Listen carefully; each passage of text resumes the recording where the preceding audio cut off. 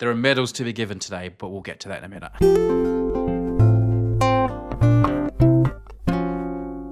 It's award season.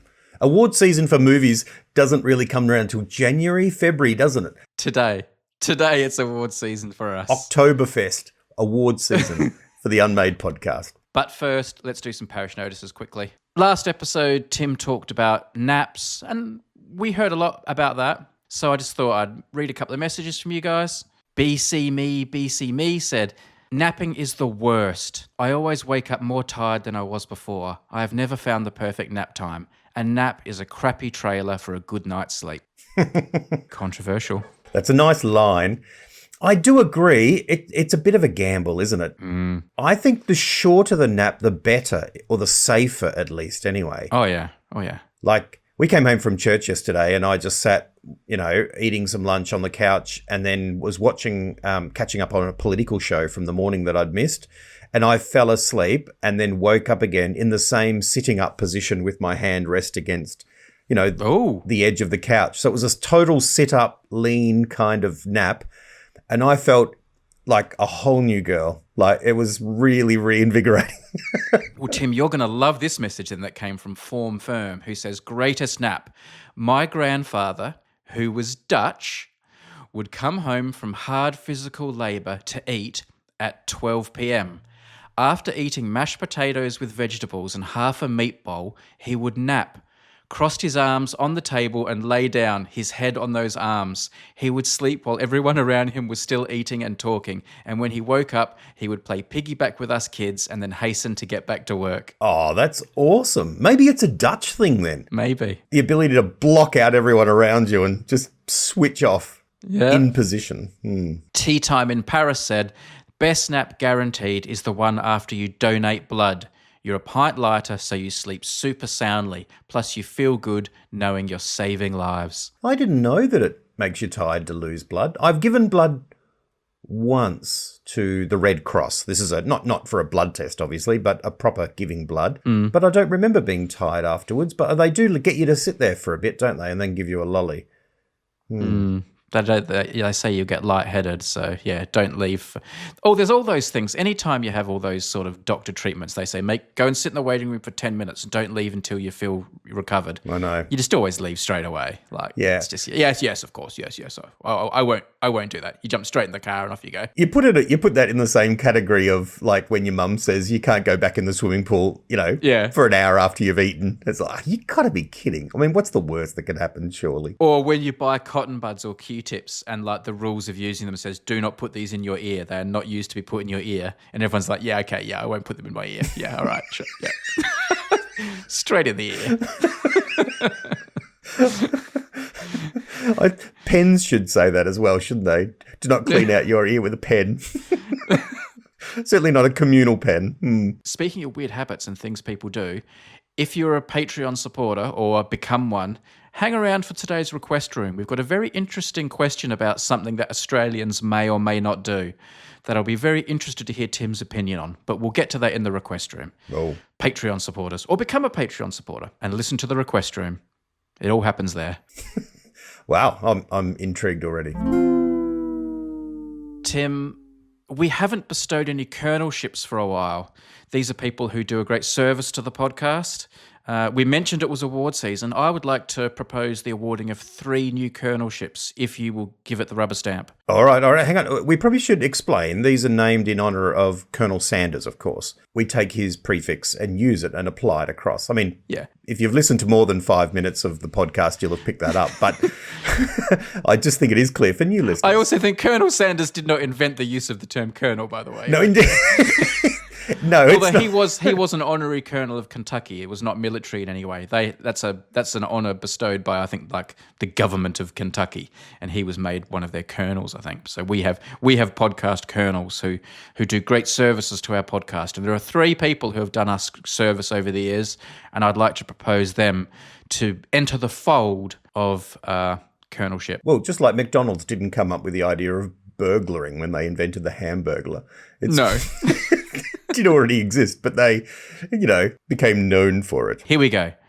I would like to propose for a colonelship the maestro, Alan Stewart. my official music composer. Yes. Almost all the sound effects and jingles, almost all the music you ever hear on the Unmade podcast, and all my videos for that matter, but that's irrelevant, we're only talking about the podcast, are created by Alan Stewart.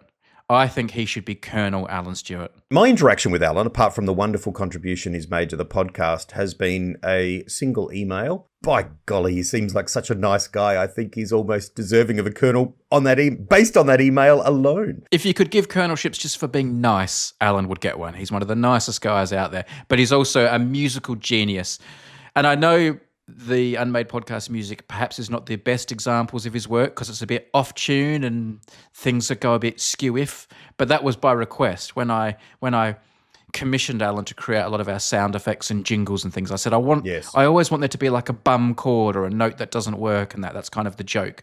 So that's all very deliberate, and Alan always delivers as you order. So Colonel Alan Stewart, 100% support. Rubber stamp stamped.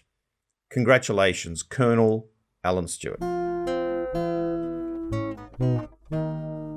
Next, I would like to propose a Canadian, Leo Ortega, who goes by the nickname or moniker of Owl, as in owl.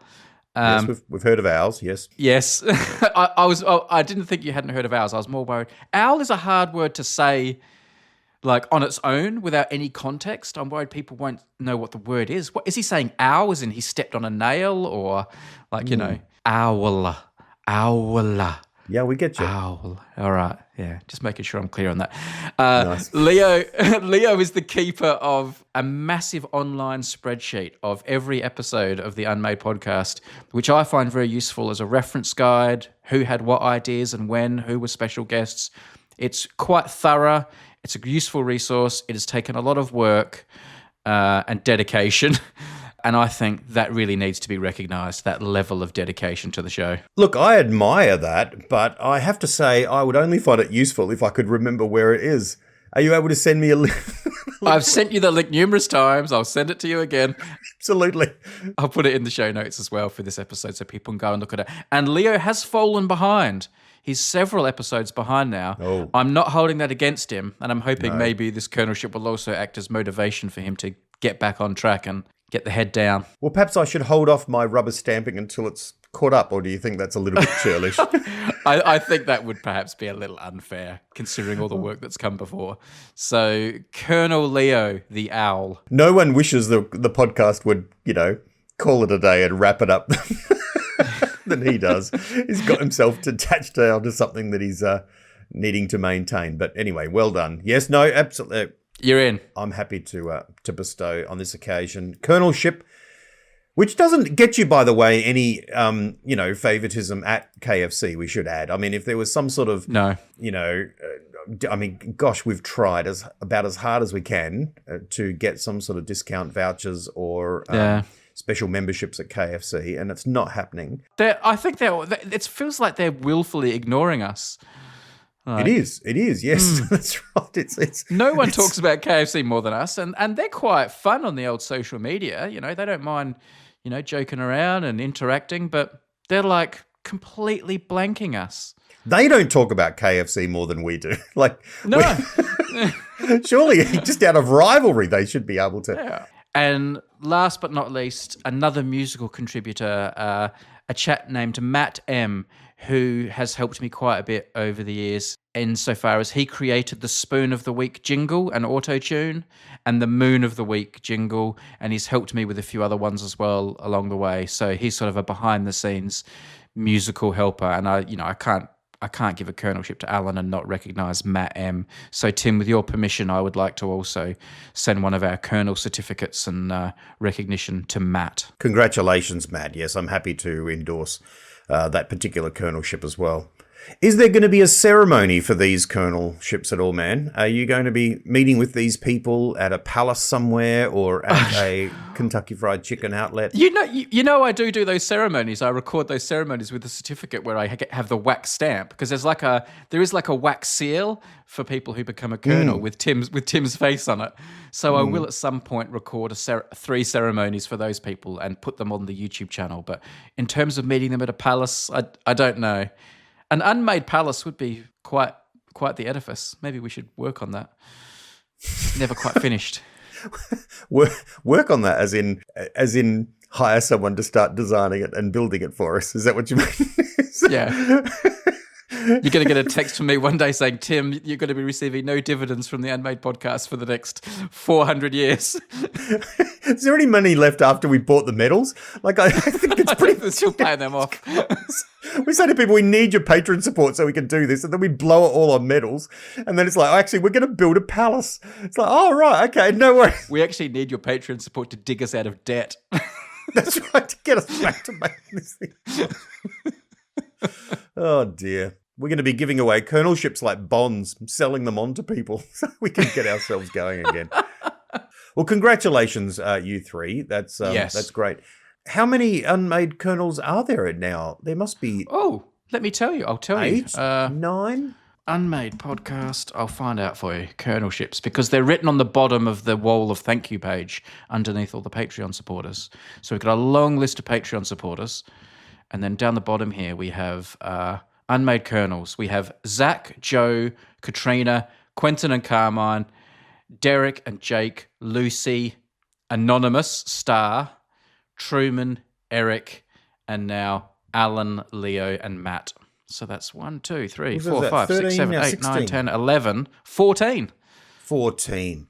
Wow. How many Knights of the Garter are there? You know, there's that. It's like the highest level of knight that you can be in the UK, and there's only a certain number ever allowed in the club at any time. Order of the Garter. Oh, yeah. William's in there, isn't he? But now the Queen's gone, so maybe someone else joins. 24. You only ever have 24 companions. Is that based on the old round table, you know, the mythic sort of Knights of the Round Table? How many chairs you reckon they had? I don't think it's based on that, but maybe it is. Who are the current members? Where can I find the current members? There's the founders, members, current list. Duke of Kent, Princess Royal, Duke of Gloucester, Princess Alexandra, Duke of York. So there's Duke of Edinburgh, Prince of Wales, the Queen, Duchess of Gloucester. And here are the ones that aren't. Well, then we've got another bunch of royals. So I don't think those ones count. There's a whole bunch of royals and there's a whole bunch of foreign royals. They don't count. But the actual proper ones are the Duke of Abercorn, Lord Butler of Brockwell, Sir John Major, so there's often a lot of former prime ministers. The Lord, Luce, Lord. I won't read them all. Let's find any that you'll know. You know, the rest of the world just looks at the UK and thinks that, you know, most people are referred to in this way. Yeah. It's like a bunch of chimney sweeps in the underclass, and then everyone else is like the Duke of this and the Lord of that. There's a lot of empty. There's 4 empty spaces at the moment. Andrew Lloyd Webber is one. What? Andrew Lloyd Webber. Yep, he's one. Because they usually go to also like people like great people who've accomplished great things as well, like, you know, like Nobel Prize winners and stuff. These are not just people that have been knighted. I mean, there's like hundreds of them. They give those away like chips. No.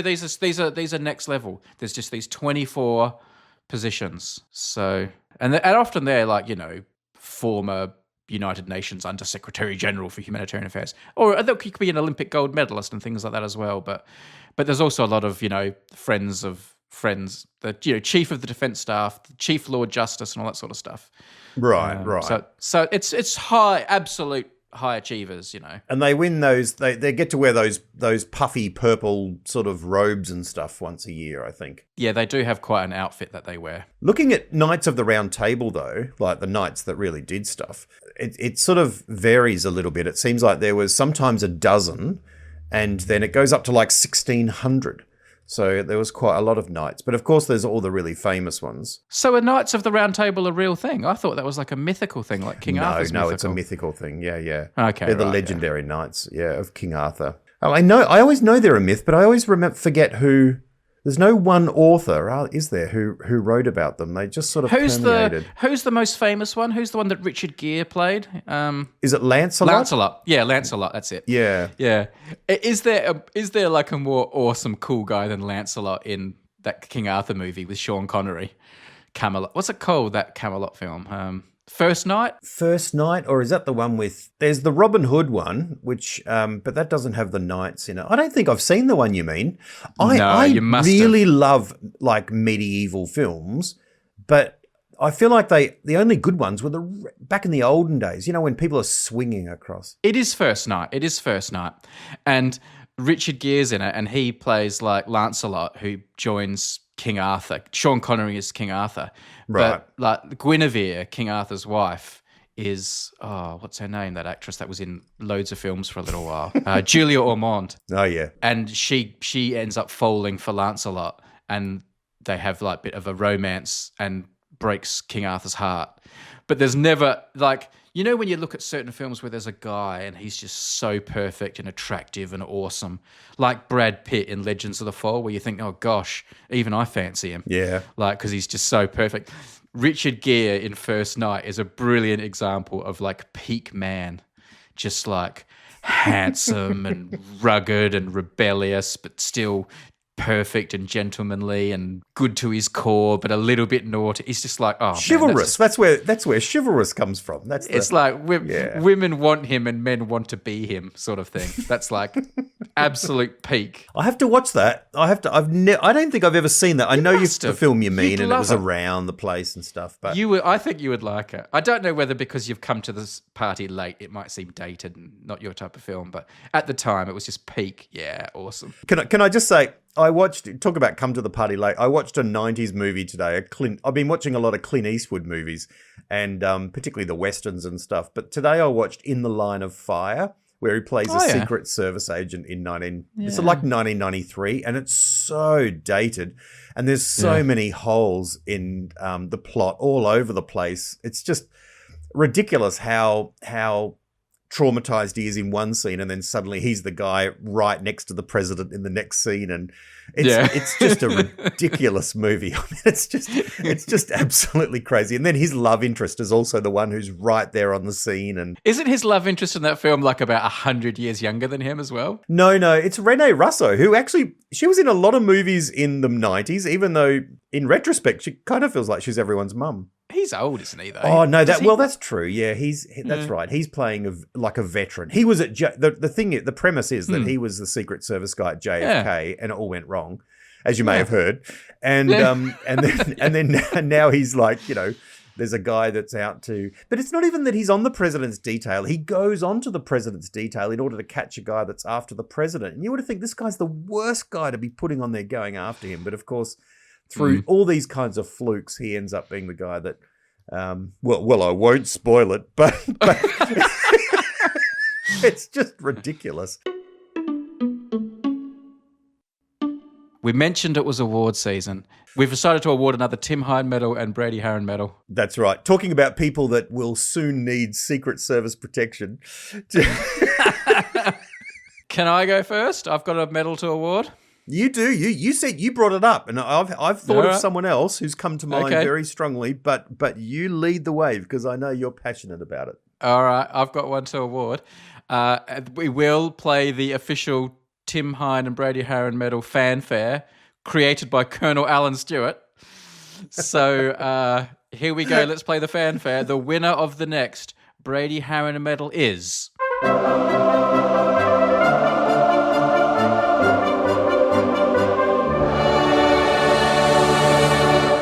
It's Tom Hanks. This is one of those who was going to get in first with Tom Hanks kinds of situations. Oh, we love him. We love him. Legend. Oh. We both love him for our own reasons. Some the same, some different. Tim, I've written, as I did last time, I've written a bit of a official citation, if I may. Well, you've actually penned something down, worded it carefully. Just a little, just put a few little words, just threw a few little words together. You were just doodling, writing a poem about Tom anyway, so you thought, well, I know what I can use this for. Here's my citation for Tom Hanks winning the Brady Haran Medal. Tom Hanks movies have been a fixture at many milestones in my life. My sister and I would watch big, almost to the point that the VHS cassette wore out. The Money Pit was the first movie I saw at the cinema with my mum on a mother and son night out. Sleepless in Seattle, Philadelphia, Forrest Gump, Saving Private Ryan. Tom Hanks's maturation as America's movie star coincided with my own maturation and sophistication as a moviegoer. As a favourite actor of my wife, he's always been a popular talking point at home. Kylie once declared Hanks would be her choice to star in her own movie biopic. Of course, it can be argued he is just a small part of a huge movie-making process with directors, co-stars, writers, cinematographers, etc., all playing their part. But Tom Hanks's success rate seems too high to be mere serendipity. And the awarding of this medal goes beyond him just being a famous movie star. Tom Hanks's endeavours, example, and attitude has infiltrated other parts of my life. Of course, he's become a fixture of the Unmade podcast, our go-to exemplar of a likeable famous person. His Unmade legend status was cemented by the donation of a signed copy of his Uncommon Type book as a birthday present for Tim. Yes. But the aspect of his career which tips Hanks into medal-winning status is his passion and work to promote space exploration, particularly the Apollo program. After famously portraying Jim Lovell in Apollo 13, Hanks has gone on to work on numerous other related projects. He famously produced and fronted the HBO series From the Earth to the Moon, a masterful 12-part presentation of why the Apollo program means so much to me. Other projects have followed, an IMAX movie and the Moonwalkers A Journey project. Hanks's fanboying and dedication to Apollo dwarfs even my own. And I'll be honest, my decision has also been influenced by the fact my wife Kylie, the inaugural Brady Haran medalist, can now claim Tom Hanks is the second winner. Tom Hanks has more trophies and awards than he knows what to do with, but now a golden, glittering Brady Haran medal can be added to the cabinet. Crowning achievement, surely. Yep, that's it. He wept for there were no more awards left to win.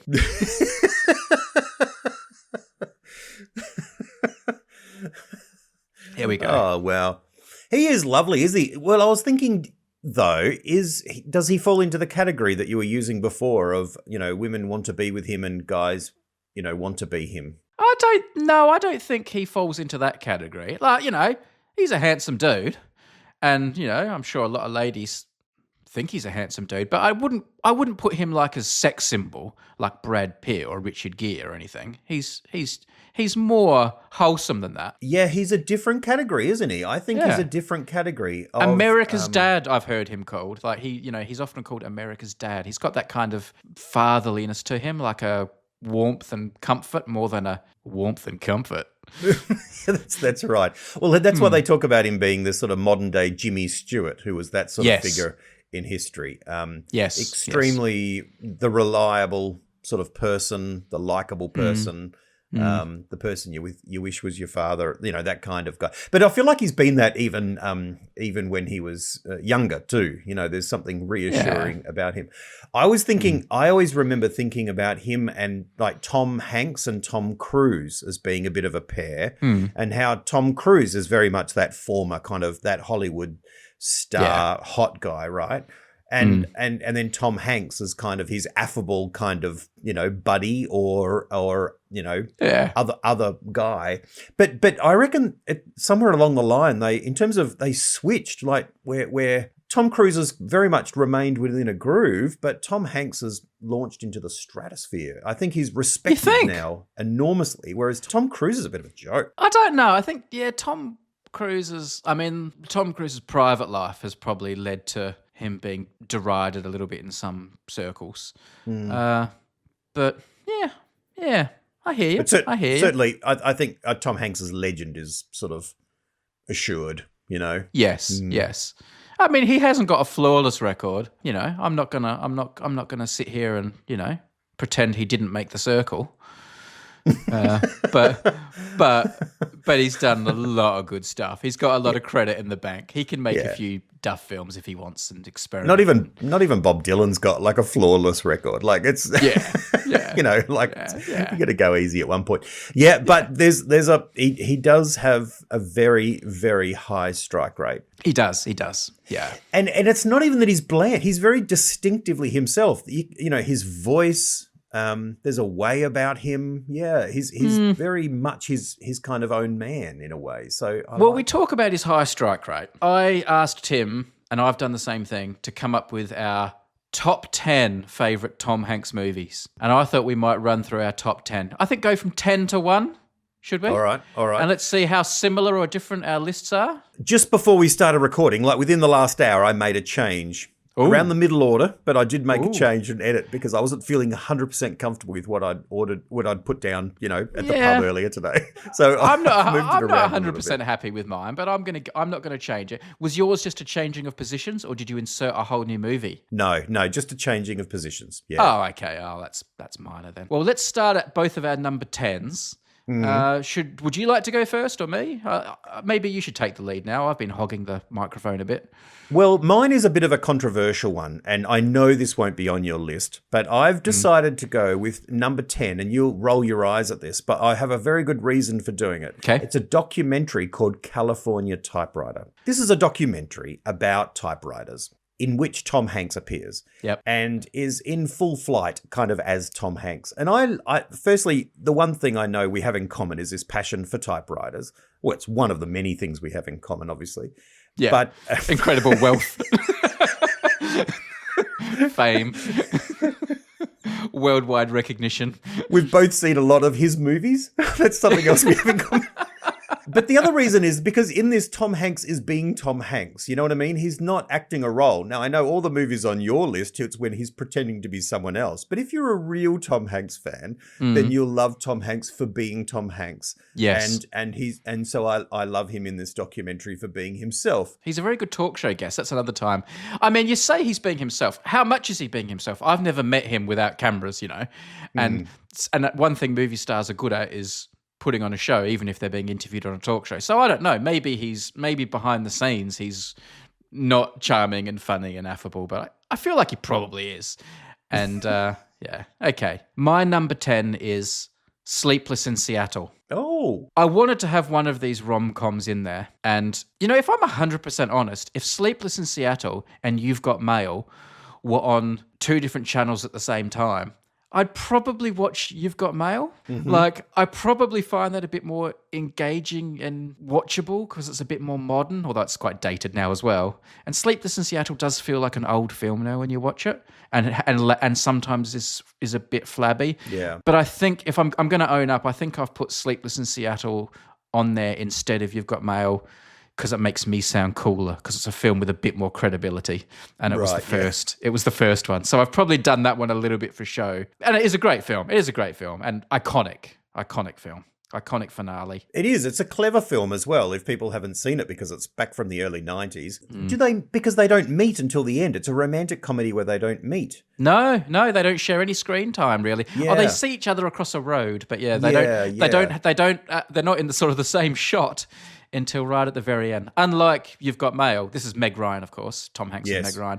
They unlike You've Got Mail, where they share a lot of screen time. That's right. In both ways, a lot of laptop screen time, typing emails, as well as time on the film screen. Very droll, Blackadder. Well done. Oh yes. Number 9. Number 9 is where I had Philadelphia. Okay. I feel like it's a better film then it should be number 9, and it's where he won his first Best Actor. But I like it, but I don't love it as a film. I kind of admire it because it's an admirable story, but as a film, I don't love it. But so it's there.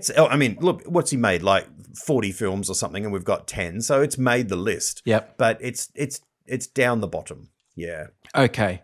I'll just say at this point, because Tim and I aren't going to forecast what's coming ahead, but I will say this now because I feel like I have to. Philadelphia is not on my list. Oh, right. But I have seen Philadelphia, and it's a good film. I saw it when it came out. I remember it only vaguely. It's not a film I've bonded with, and it's not on my list. I do feel like it's a zeitgeist movie, and there's a couple of movies like this in Tom Hanks' filmography where like society kind of pivots in its opinions about something, or it's, you know what I mean, like kind of entered into the zeitgeist in a particular way. And I feel like Philadelphia is that for sure. Number 9 on my list is Catch Me If You Can. And it's kind of almost on there a bit reluctantly because I feel like it's not really Tom Hanks' show, is it? That's a Leonardo DiCaprio film. And most of what I like about the film are probably Leonardo DiCaprio scenes. But I feel like Tom Hanks has a big enough role in it. Yeah. And puts enough into the film for it to count as a Tom Hanks film. Yep. And I think it's a good film. I enjoy it, and I've put it in at number 9. And he plays a good character too, the sort of FBI agent on the chase. Yeah. Number 8 for you? Number 8 is where I have Big. Okay. Big wasn't as big for me as it was for you because I watched it in adulthood, not in childhood. Yep. But I think it's a very clever film, and of that kind of film, of which there's been 100 copies since, it's the original and the best. Number 8 for me, I've lumped together the Toy Story series. I mean, so many of the Toy Story films I think are very good. Mm-hmm. So a few of them could maybe sneak into a top 10 list, particularly some of the later ones, 2, 3, 4's good. But Tim and I agreed beforehand that we could count the Toy Story series as one collective, and I've put that at number 8. He's just a voice. He voices the main character of Woody. But, he's become very associated with the role, and I think it has to count as a Tom Hanks movie, and they're very good movies. So Toy Story, number 8 for me. Number 7 is where I have Forrest Gump. Right. The Academy Awards in 1994 had Forrest Gump and Pulp Fiction and The Shawshank Redemption. Just incredible. Solid. And of those films, I'd have to say Forrest Gump is my least favourite, but I feel like it needs to be on there. I mean, this is another zeitgeist film where the character becomes bigger than the film and, becomes one of those iconic characters. And he created that character. And it's a clever film, and I get sucked in, if it's on TV, into watching it again. Yeah. So I can't... There's lots of flaws in it. I don't love it as a film, but somehow I just keep watching it over and over again when it's on TV. Number 7 for me is The Money Pit. It's an early Tom Hanks film. I haven't seen it for a long time. I very much have put this in for sentimental reasons because it really was quite formative for me. It's like... Because I went and saw it with my mum at the cinema at a time where I was probably a little bit young to see it, it had a lot to do with me kind of, being introduced to a few adult ideas. I don't mean inappropriate adult ideas. It was just a little bit old for me. And therefore, there were lots of concepts in it that I probably didn't fully understand because it's about selling houses and relationship problems and things like that. But it also had some funny, zany sequences in it and comedy sequences that appeal to the little kid in me. And I don't know, I've just got it just holds a special place in my heart for memories and things like that. So I've put that in there for sentimental reasons. Well, full disclosure, The Money Pit is not on my list. Okay. And I don't think I've ever seen The Money Pit. I have no memory, so I will go and check it out. What's your number 6? I can't read my writing. Oh, You've Got Mail. Okay. That's where I had You've Got Mail. I thought about that in Sleepless in Seattle as well, but You've Got Mail I much prefer. Yep. I think it's really clever. I really like that it's about books. It's got that whole notion of the, David and Goliath sort of battle of an independent bookstore up against the big bad chain. Yep. I like that he's so likable, even though he's kind of the head of the big bad chain and Fox Books. I just like this film. I loved it when it came out. I remember exactly where I was, which cinema at Marion Shopping Centre that I saw it, and I've seen it heaps of times since. And again, I'd watch it if it was on and I came across it. He's great. He's great. He's Tom Hanks. That's what he is. Yeah. Number 6, I've got Big. Just a film kids love, taps into what it's like to being a kid. When you're feeling like filmmakers get kids, even though they're adults. You feel like adults understand kids. Tom Hanks does a great job playing a kid. Yeah. Such a fantasy to live that life he's living in that film. The magic of the Zoltar machine, still hits you today. Just that's childhood. Big is one of those childhood films that just sticks with you. Number 5 is where I have Catch Me If You Can. I agree with the comments that you made, but I've put it in there. I really love this film, and not for Leonardo DiCaprio. I'm not a massive fan of his, as I think I've mentioned before. But this film, is clever. And the father, who's played by Christopher Walken, he carries it beautifully. I mean, he's really masterful, really. And so that notion of being a man who's underwhelmed by his own life and so fakes and lies to make up for it, that's a really interesting story to me. And the son who then pretends to be someone else, very clever story. But Tom Hanks, has a key role within it. So as a film as a whole, I really like that film. Really love it. My number 5 is Apollo 13. Obviously, I'm an Apollo fan, which makes me a harsh critic of films about space and Apollo and the moon. This is a great film. Great performances. Looks fantastic. Is fairly loyal to the subject material. just great, just a good watch. Like I don't love it. I don't put it on all the time. I show the rocket launch scene to Edward all the time, my little boy, because he loves watching rockets launch. But just a good solid film. Like, it's the canonical going to the moon space film, isn't it? Because it was so good. Good film. Yeah, it was. I mean, I remember we saw, in fact, several of these films we saw together when they came out. And we saw this together. And I remember the rocket scene, I remember almost like standing up and applauding at the end of it. It was so exhilarating. It was just like, wow, that's incredible. Yeah. Yep.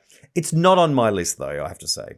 Okay. Number 4. Number 4 for me is Castaway. Yep. Which I'm surprised is this high on my list. But I've come to admire this film a lot. One of the reasons is it has Helen Hunt. But apart from that, is he kind of carries a whole film on his own. I mean, that's really quite something. That really is quite something. It's also it's a performance that's so strong that it's entered into the zeitgeist as well. The Wilson kind of relationship. He pulls that off. That could so easily have been silly and have not worked, but it works perfectly. And I think there's something that really appeals to me and totally appealed to me when I saw the trailer for it. And I think maybe every young boy, there's that idea of being stuck on an island. Watching Swiss Family Robinson and all that stuff, there's like, that is the dream for that to happen, actually, really. That's what we want. That's all we ever want. This gives me enough of all the cool stuff that you imagine would be part and parcel of that scenario. So I think I've grown to love this film more and more as we've gone on. Really good film. Number 4 for me is Forrest Gump. I mean, what more is there to say about it? It is a film like it's kind of cheesy and a bit saccharine, but it always makes me cry at a few different points. And it's just like the quintessential Hollywood blockbuster film. There's so much happening. It's all so well done. You've got Vietnam War, you've got Elvis Presley, you've got all these iconic moments through history played around with. It's a great performance by him. It's a great performance by everyone in the film. It's just a rollicking good time. It's just a film you like. I like it. I like it. I don't even want to like it that much. I don't even want it to be that high, but it's just good. It's a good film. I remember we had free tickets to see this, right, on a Sunday morning, and I went to church and you went and saw this. And I remember you saying, come and see this film, Forrest Gump. And for some reason, I wanted to go to church, even though I wasn't attending church regularly at that time. But you went and saw it, and you were telling me later on, you were going, it's changed the way I look at the world. You said that really? To me. Yeah. Oh, yeah. I don't remember saying that, but yeah, okay. Number 3 for me is Toy Story.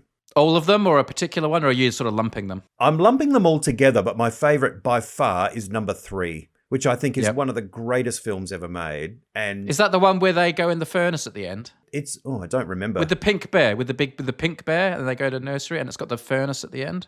Oh, maybe I don't actually remember all the plot line. They're all mashed in my head. The scene that broke me is when he gives the toys away. That sort of passing on to the next generation. I mean, that was maybe because it came at a particular time with my daughters, but my goodness, what a fantastic film. And I think these are really great films. I think they have a wonderful message, but they have a wonderful heart to them. In a funny way, remember when Toy Story came out, it was championed as being the first cartoon that had been made on a computer. Yeah. And I don't know what we were expecting, but it was amazing to see. It was pretty soon after The Lion King, which had been pretty amazing as well. So that sort of cartoon kind of image was, that was staggering us around. I think the first one, when you watch it, seems a bit dated now, the animation. But the ones after that still hold up. Toy Story 3 is fantastic. This is the one where also at the end, there's the scene where they're going down into a furnace in the rubbish tip and they all hold hands, thinking that's the end for them all. And the last thing they decide to do is hold hands. And it's the fact they hold hands that sees them rescued, because the claw then comes and pulls them out. So they all come out together, which is a nice message in itself. Also, all the Toy Story films are very clever, but the notion of what it's like being a toy living in a children's nursery was really funny as well. And that's introduced in this film. So, great. So I've got them right up there. I've got them at number 3, which is... Can't argue. I know, I know it's his voice and all that, but I'm looking at, and I'm getting these brilliant. Well, this is what art's for. Yeah. This is great, yeah. Yeah. I mean, it's hard when you say Tom Hanks films, how much does it have to be Tom Hanks to be in it. But yeah, my number 3 is The Green Mile, Right. which I love a good jail film. I love a film that's also got a little bit of magic-y supernaturalness to it as well, which this obviously has, and lots of great performances. Good long film you can really settle into, which I like, but never gets boring. Beautiful look, I love it. I love The Green Mile. That's a perfect segue to my number 2, which is The Green Mile. Yeah. Okay. It has a lovely feel to it too.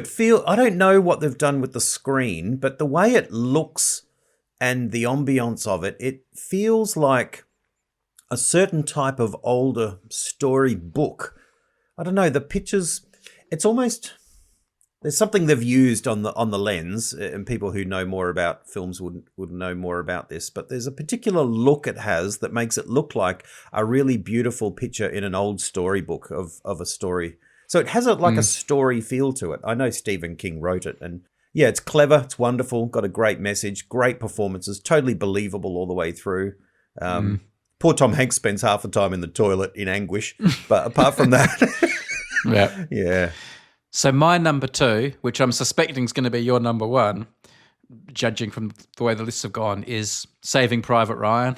What can you say about it? Like, genius filmmaking, opening sequence that defies belief and stays with you forever. Great characters, great story, gripping, important. Yeah, amazing film. Amazing. And Tom Hanks is fantastic in it, of course. Oh, that's right. Yeah, no, that is my number 1. My number 1 is Saving Private Ryan, which is very much, I know it's very much a Tom Hanks film. I mean, he's a main character leading these guys throughout. Yep. And the idea of Tom Hanks as a soldier in war, that wouldn't have been maybe it was an easy sell. I don't know, but he's totally believable. Yep. I like the fact that his character is also a school teacher, who goes to, so he's got that sort of, he's not a battle-hardened, vindictive person. He's a good person, clearly a kind person. There's an element of grace, even though he's there to do a job and he's not soft. Yeah, he's quite a marvelous sort of leader of these men, and it's a superb film in so many ways, isn't it? Yeah, and it felt like a new moment in cinema with that opening sequence. It felt like, oh gosh, we're really in this. The camera went underwater and comes up again, and it's brutal. So well done, Steven Spielberg. But yeah, Steven Spielberg played a role. Yeah, he had a little bit to do with that as well. Yeah. Great film. My number 1 is Castaway. It's a film, I don't know, Tim touched on one of the reasons. I think it taps into that desert island thing that so many young people have a bit of mystique about. A great performance from him. He puts in an amazing performance. I kind of thought he'd win an Oscar for it. I can't remember who beat him that year, but it's all a bit arbitrary, isn't it? But also, I love how the film is broken into chapters, but the chapters all just flow together really well. I love the first part when he's doing his job for FedEx and he's got his relationship with Helen Hunt, and he's this busy guy who runs by the watch. And then I love the crash sequence. I love a good plane crash, of course. So of course I love the crash sequence. I love that chapter when he's first on the island and coming to grips with what's going on. Great, just gripping. And then I love the 3 years later to see how he's changed and what his life has become. And then I love when he finally decides to try and escape the island and gets, found. What a great chapter there. And then I love the final chapter when he gets back to civilization.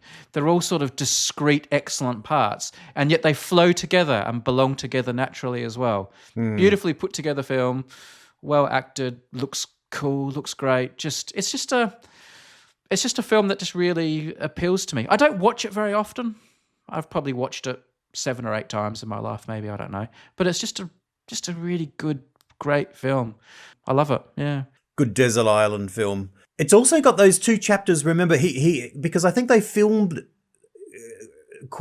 several months apart the time, because he loses quite a bit of weight and all that. Yes. So I think they went away for quite a while. He went on a strict diet, then came back and filmed those bits before he did the other stuff, which makes sense now when you think of it, but you don't think of it just watching.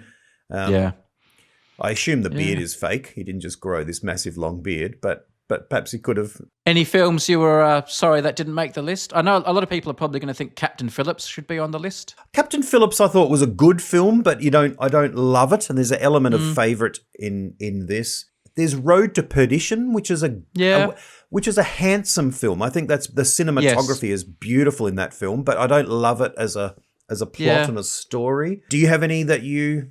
No, not really. No.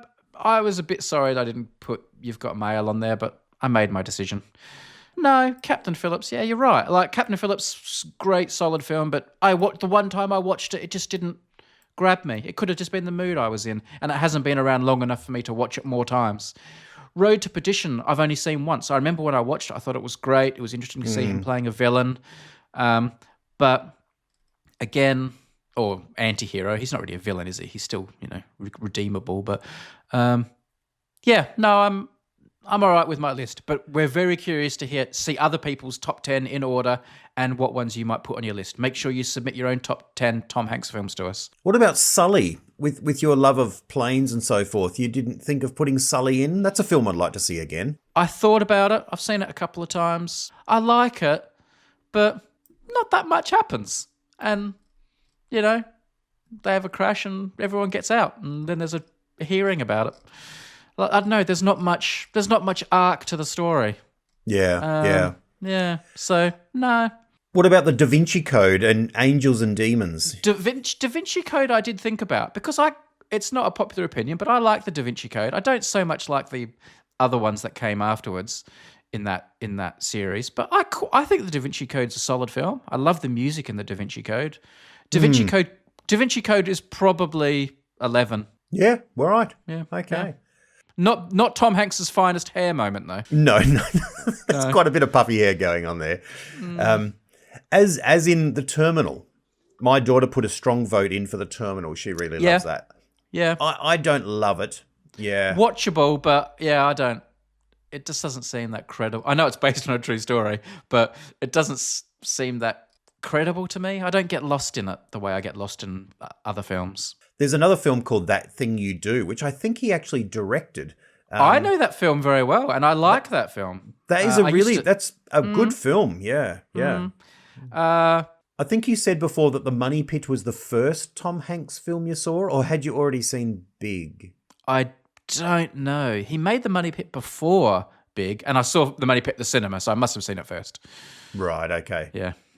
The very first one I saw was Turner and Hooch. Oh, look, that is one that could easily have been. And a lot of people are going to be calling for Splash as well. And Joe versus the Volcano. Yeah. There are a lot of those early films that. Those early 80s, early films, yeah. Yeah.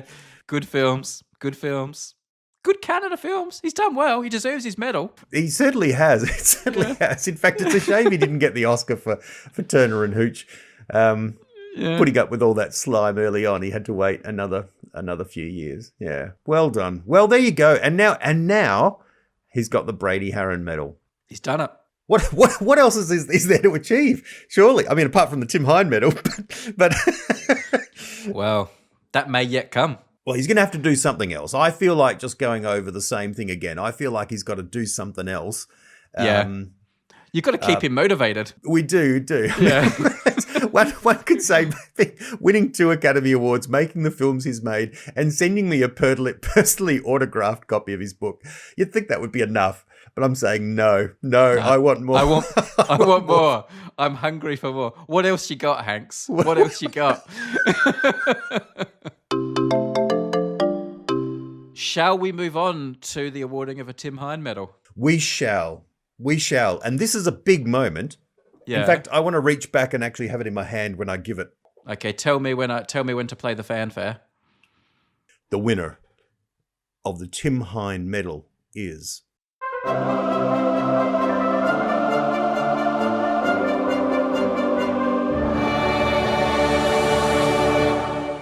Kylie Pentelow. Oh, my wife. Yes. Right. I was. Okay. Right. Explain. I mean, obviously, I think she's a worthy winner because she won a Brady Haran Medal. Well, that's the thing. I thought there are three good reasons, right? Right. Okay. Reason number one is she lives with Brady Haran, which is unbelievable, right? Like that's at least a colonelship on its own. Yeah. But secondly, I was deeply moved by the fact that she hadn't won anything, and all she's ever won, as you explained, is the Brady Haran medal. Yeah. So I thought, well, bit of sort of favoritism there, isn't there? And like, yeah. Well, I was thinking, well, that's not really. I mean, that's not. I mean, surely she needs something a little bit more prestigious than the Brady Haran medal. So I've decided to award her the Tim Hine medal. Okay. Reasons 3 to 10 are her voice. Right. I just love her voice. You like her? Got a nice speaking voice. That's right. Nice BBC radio and TV voice. Lovely English voice. Wonderful cadence. Wonderful pronunciation. Magnificent. Charming personality. Wonderful person. So I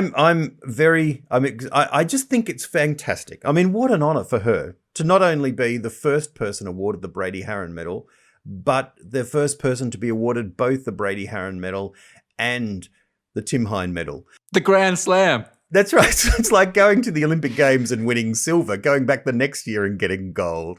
Sure.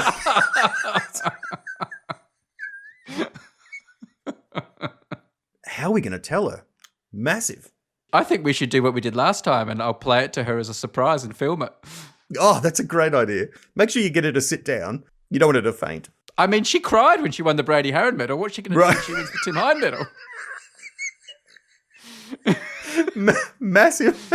Oh.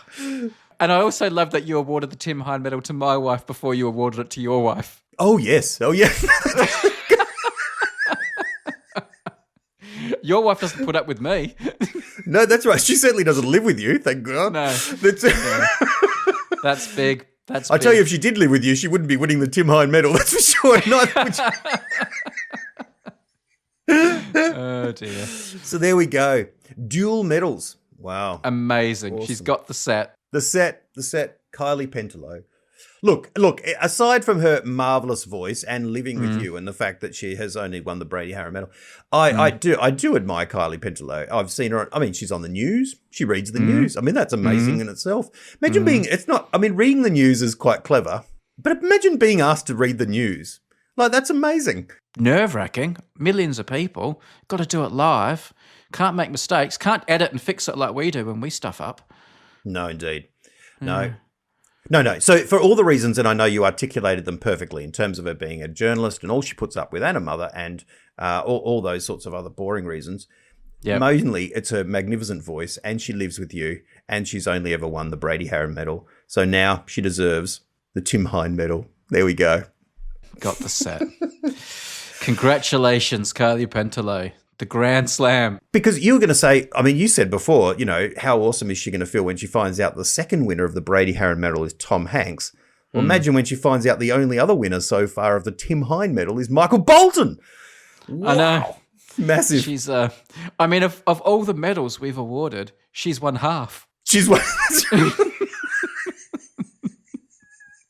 Michael Bolton, Tom Hanks, and Kylie Pentelow. Incredible. And they've only won one each.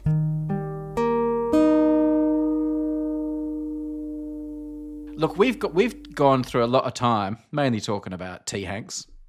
But legend. Shall we do one podcast idea? Well, let's do two podcast ideas from me. What have you got? I've got a mini idea that I want to quickly run by you because it's a terrible podcast idea. And then I'll tell you just a podcast idea just so we've done one and Colonel Leo can put it in the spreadsheet. Good-o. What's your mini one? Here's my mini idea. This is not suited to the audio format. I'm the first to admit that. This is more of something you would have to do as a video. And maybe you and I could do it as a bit of a Patreon bonus content one day. But let me tell you about it. This is called My West Wing Opening Sequence Moment. Right. Because you know how TV shows, lots of TV shows, particularly sitcoms and that, always have an opening song, right? And during the opening song, the opening moment, they show all the characters and put their names on the screen. And in a sitcom, it's usually a zany moment. Here's, Different Strokes, starring Gary Coleman. And when Gary Coleman's name comes on the screen, they'll show a couple of moments Yeah. cherry-picked from the series of them doing something zany and funny that encapsulates the character. And they're usually quite funny in sitcoms. But then we have The West Wing, which has its beautiful opening music, right? Yep. And during that time, we see the names of all the actors, the famed Bradley Whitford and all these people who are in the... And when each actor's name comes on screen, they have 2 shots of them doing something, sometimes with an American flag kind of fluttering behind.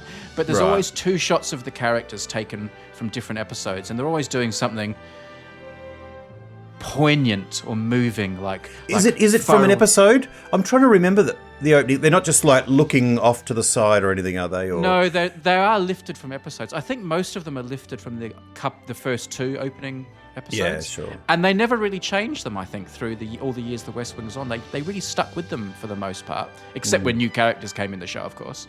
I think the music built up quite a bit. They got the music much more grand towards the end. But yeah. Yes, the music did change a bit. But so there are these 2 cherry-picked moments that kind of encapsulate the character. And in The West Wing, they're always very serious and worthy or amazing and special. And they're really burned in your memory if you've watched the show. Yeah. So my idea called My West Wing Opening Sequence Moment is you get to imagine that you're in The West Wing. Yeah. And you talk me through what pose you'd want to be doing.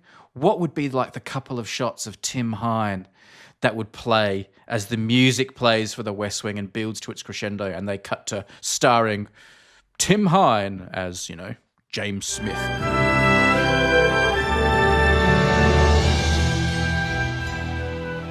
Spiritual advisor to the president or whatever your character is. Like, what would Tim be doing? Like, if I like to think maybe you would be the spiritual advisor to the president. So maybe it would be you, like, the first one would be you, like, meaningfully turning a couple of pages of the Bible or something. And the other one would be you kind of just looking to the left meaningfully during an important moment, deliberations in the Oval Office. So you get to really be really pretentious and serious and worthy and give me a couple of good West Wing poses. I imagine you'd be good at this. Yep. Give me one now on the video, man. Give me a West Wing. This is like a Cold Steel, but it's or Blue Steel sort of look, but it's more an action shot Blue Steel. It's sort of like a that was nice. That was nice. That was nice. I like pensive, looking, thoughtful, rubbing the beard, sort of that sort of or a. I like to think mine would be more whimsical. I'd go more like something like that.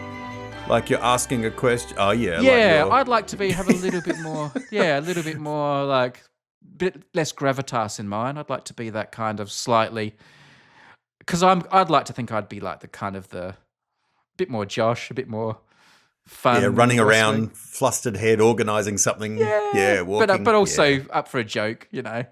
That's not. At the end of the day, let's not take this too seriously. Yeah. So my West Wing opening sequence moment, where you get to do a couple of poses. So as I said, not a great podcast, but fun video content. Yeah, right. Yeah. To think of. What character would you be in The West Wing? Would you be spiritual advisor to the president? Like Matthew McConaughey's character in Contact, who's just this like...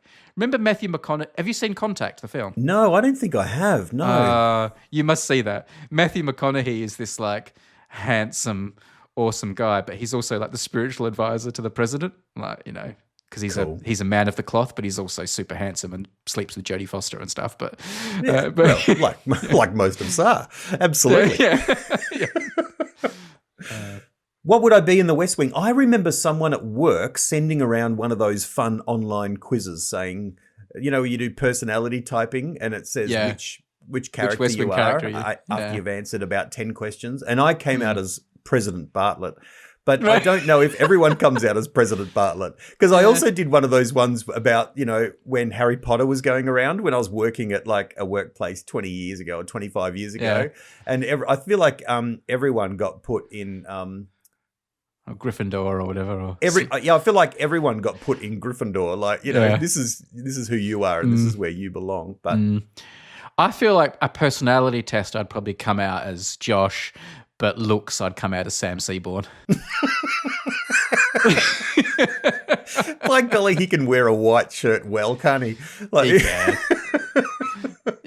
Yeah. And I was making a speech for a friend recently, and we were talking about, and I quoted a bit from The West Wing about, there's a line about between Leo and Josh where they talk about the difference. Some men want to be the man or the guy, and then some men want to be the guy relies on. Yeah. Like they see themselves as like the support role. And, the chief of staff as opposed to the president. And when I was making, gags about that, my friend and that guy about who's the guy and who's the guy behind the guy, the supportive role. Yeah. And I think everyone thinks they're the guy and the other guy's the guy behind the guy when sometimes the other guy is the guy. Yeah. I'm sure I'm the guy behind you. I'm sure I'm just this guy who helps you out with this podcast. Well, yeah, you just do a lot of the tech stuff so that I can come on and do the funny gags. Yeah. Yeah. It's an honour just to do your tech support. Just tech support. Get the medals made and do a lot of the admin and finance sort of stuff. So I'll leave that to Brady. I'll leave that to my guy. I just sort of glide into my golden microphone and slide in behind it. Right, are we on? Right, hello. The absolute best example of that, because I think of you like this is. I've just been thinking about this recently, actually, because I think of you are one of the more gracious people I know. You're very kind-hearted. You're like a good person, right?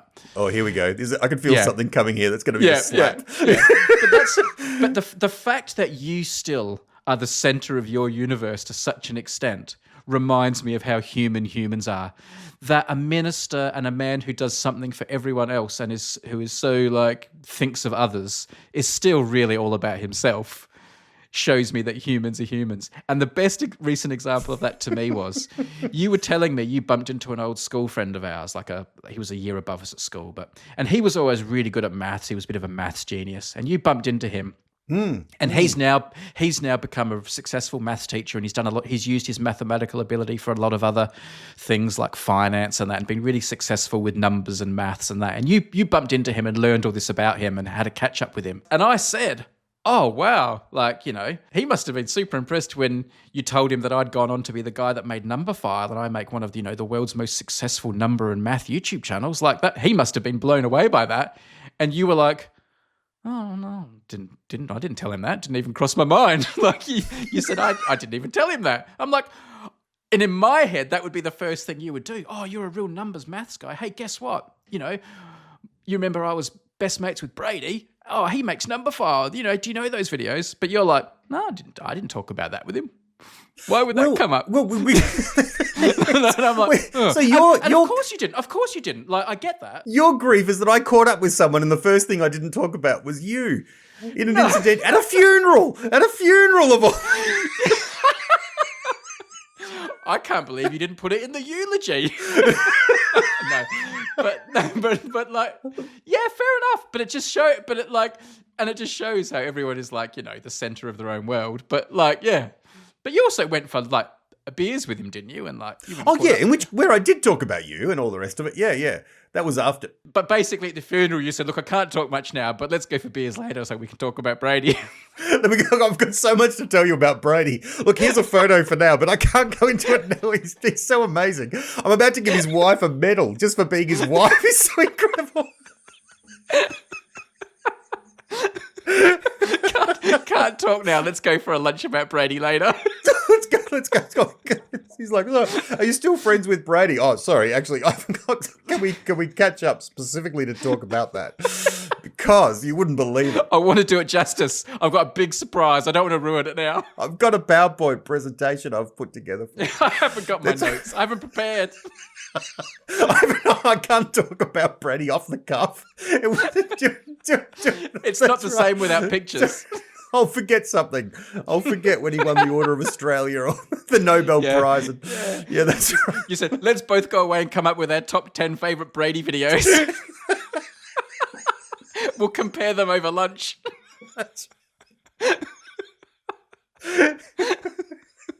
You imagine the sort of stuff if my mum had caught up with someone and got onto you and talking about you, I feel like everything would get mixed up. And so in her mind, it's like, well, Brady's been to the moon. Like it's all kind of just. It's absolutely inconceivable to me that your mum would catch up with someone from our past and stop talking about you at any point.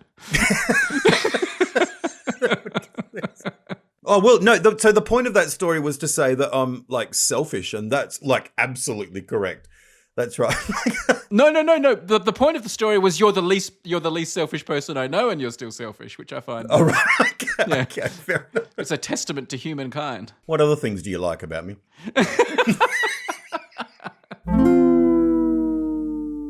Do you want to quickly hear my other idea for a podcast? Because we've got to get this done so we can still do the request room. Oh yeah.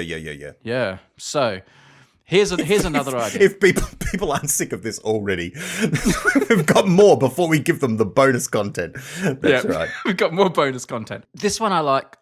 I know I've done things like this before. I may have even done the exact thing before, but anyway, I've called this one. It's either called Since When, which I think's an okay name, or The Last Time. Right. And this is a device to talk about different things, of course, like most podcasts are. And the device is you talk about when is the last time a particular thing happened, or how long has it been since something last happened?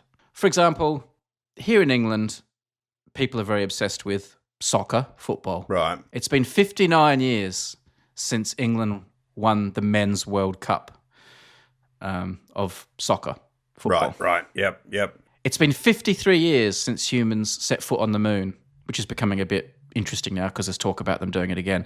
So the idea here is you come up with things of interest to you. Yep. Yours would be very different to mine, of course. You talk about how long it's been since it last happened. Why has it been that long since it last happened is an interesting discussion point. When is it likely to happen again? And you can just talk about the thing itself. So I cracked out, look, I'm going to admit I cracked out ChatGPT to help me with this. Right. And it was a really interesting lesson, by the way, in not trusting ChatGPT because it made a lot of mistakes. And as I dug deeper into some of these subjects, it found its own mistakes. And after telling me something hadn't happened, it would sometimes find out that it did and all that. So it was a good little lesson in how untrustworthy it is. But here are some interesting things.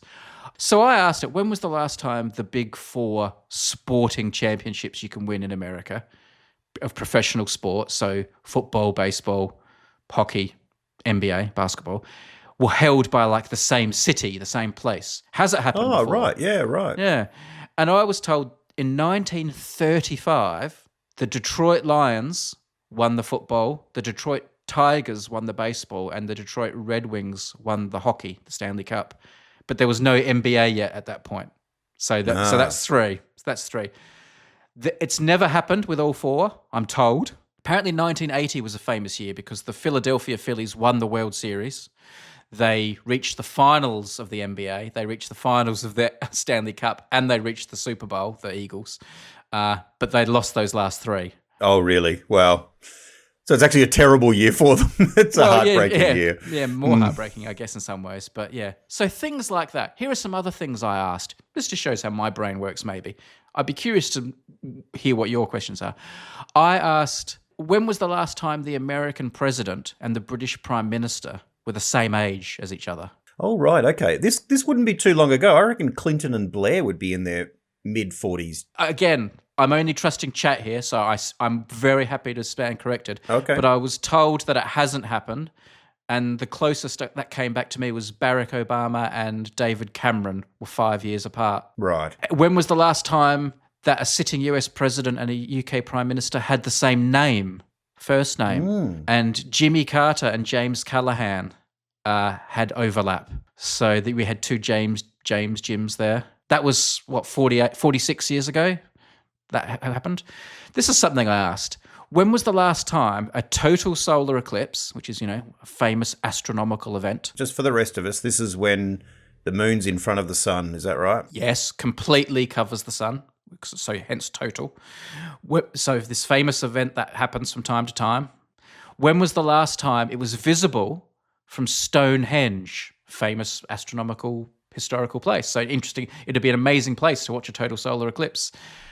And in 1999, there was a total solar eclipse that went through Devon and Cornwall, which is that neck of the woods. But from Stonehenge, which is in Wiltshire, it wasn't total. It was only about 97 to 98%. So it wasn't a total solar eclipse if you were standing at Stonehenge. And also, I think the weather may have been bad that day. There you go. That's the last time you had that there. But then that got me thinking, when was one totally visible from Stonehenge, the whole hog? You have to go back to 1715, 310 years ago. The next one that will be visible from Stonehenge, 2090, on the 23rd of September. When was the last time is the theme of your podcast.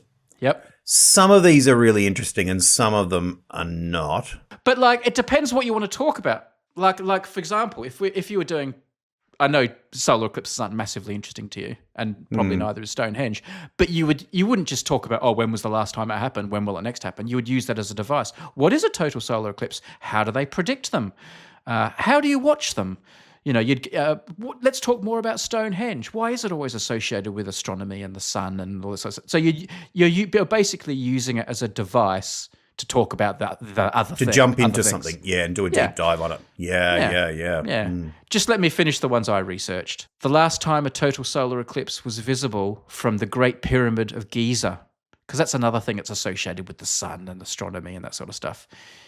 You have to go back to 1504 BC, 3,500 years ago was the last time you could have been standing at Giza and seen a solar eclipse, a total solar eclipse.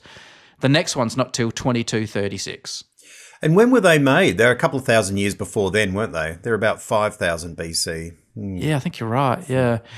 And the other thing I asked, and this is where chat was having all sorts of problems, but here we go.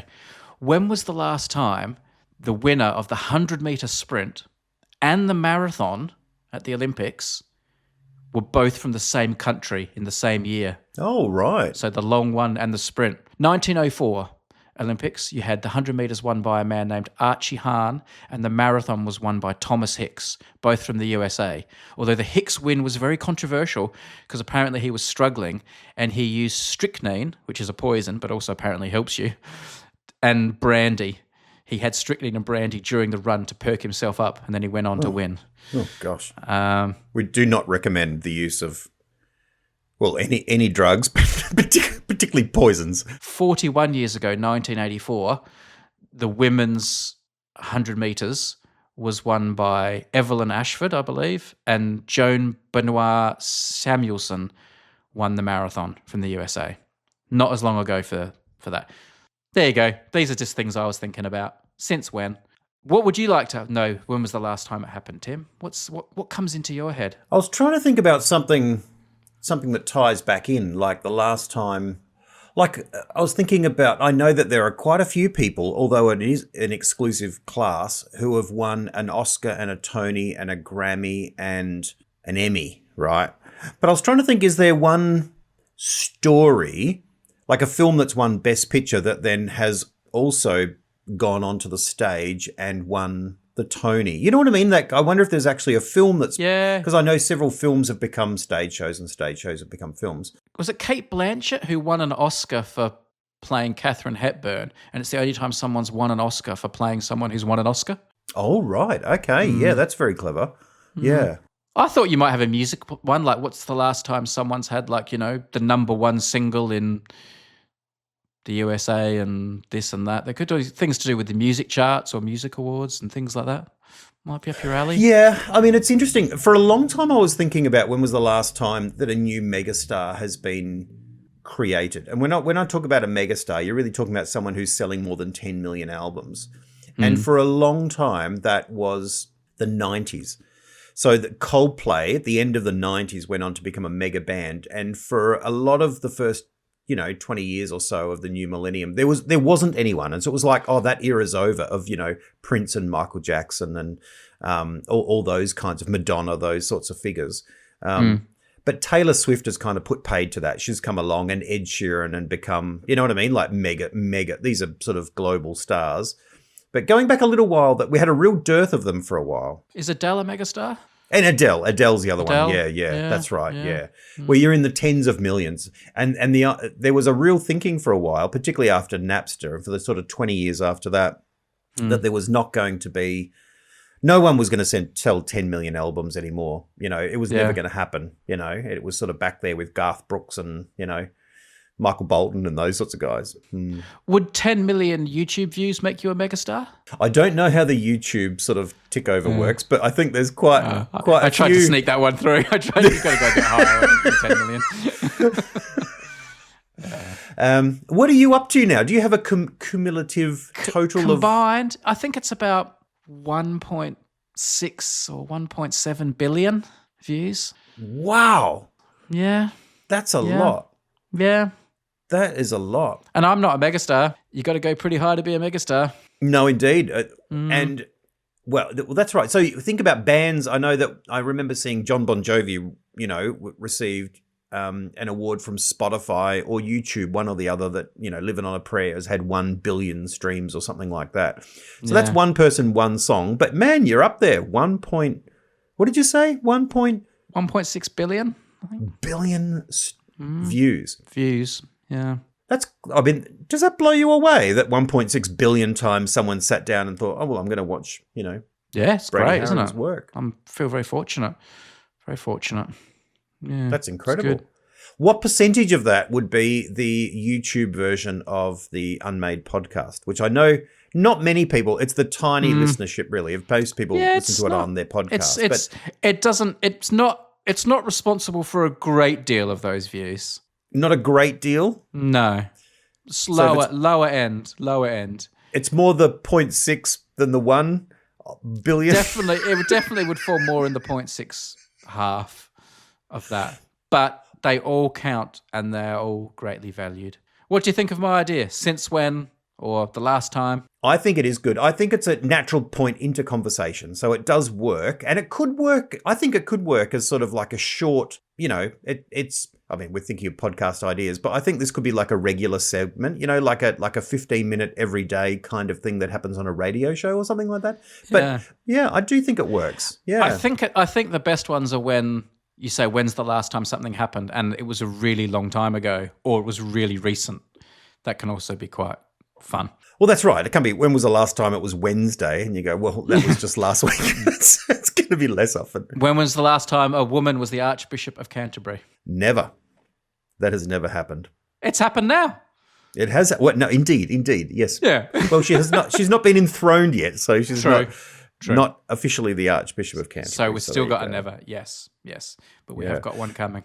Brady did send a commiserations text, which I appreciated, that I was not elected to be the Archbishop of Canterbury, despite early buzz around, well, my texts. But I think besides the fact you're a member of the wrong church, I think your salary demands were just too great. That's right. That's right. I think. I'm sure it would have been close, but I don't think they don't release the sort of second, third, and fourth, nominations. They just go with the winner, which is fair enough. I think it's too early for you. I think you're too young. Too young? Yeah. Well, that's right. I'm still on my way up or across. I need to change denominations, and I'm going to need to change everything, actually, pretty much, except my faith. Shall we retire to the request room and have a little bit more chat? It's time. Thank you, everybody. Come and join us in the request room. Yes, do as Tim says. Become a Patreon supporter. And if you become a Patreon supporter, not only can you listen to today's request room, you can go and listen to all the previous stuff and all the other crazy stuff we've done. See you there.